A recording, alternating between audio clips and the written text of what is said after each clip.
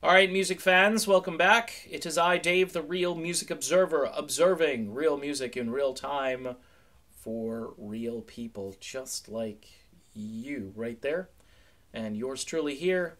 On this date, back in 1982, Randy Rhoads passed away, left planet Earth thanks to a rogue pilot who decided to fly with an expired pilot's license and do some stupid stunts, which ended up killing everybody on board that plane.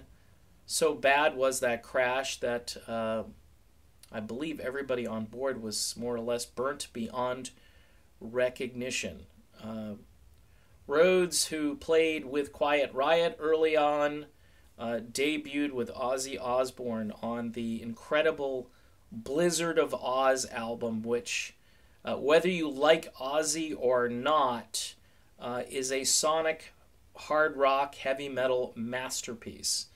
Rhoads, of course, had classical influences which he brought to the table, and with Ozzy's voice, I believe those two things had a very unique and powerful chemistry.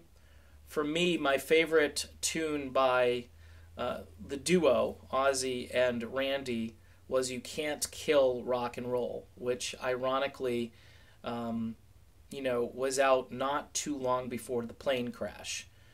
Diary of a Madman, which also included Flying High Again, really solidified this guy as somebody who is going to be around for a long time.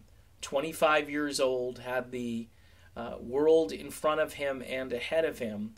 Again, stylistically speaking, he was just very unique. For those of you who like Yngwie Malmsteen, you have to go listen to some Randy Rhoads. Randy played fast, he played accurate, he was very unique, very different. I don't think anybody really sounded like Randy Rhoads.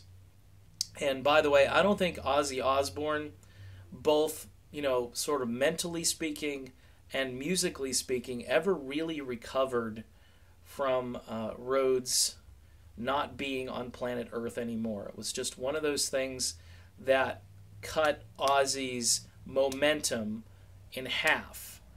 He had some moments. He had some moments in the early 90s with some music. Since then, though, not a whole lot of memorable stuff. He's tried a lot of different producers and arrangers and so forth, and guitar players, obviously, Zakk Wylde.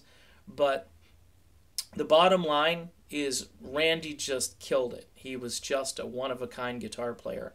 And it's just such a stupid, tragic accident. This wasn't a drug overdose. This was just pilot stupidity. And 25 years old, just it's mind-boggling to think all the work he could still be doing today, being that young back in the early 1980s. In any event, go listen to those two albums, Diary of a Madman and Blizzard of Oz, and then there's an EP that's live that was recorded in between those two albums where you get plenty of live Randy. And I believe they also released something in 2011, which was more live Randy. But the dude is just legendary. He's just that good, and his work will live on, but man, what could have been. All right, that's my video. Randy Rhoads, back in 1982 on this date, died in a fiery plane crash. And I will be doing more videos soon, so stay tuned. More real music heading your way. Talk to you then.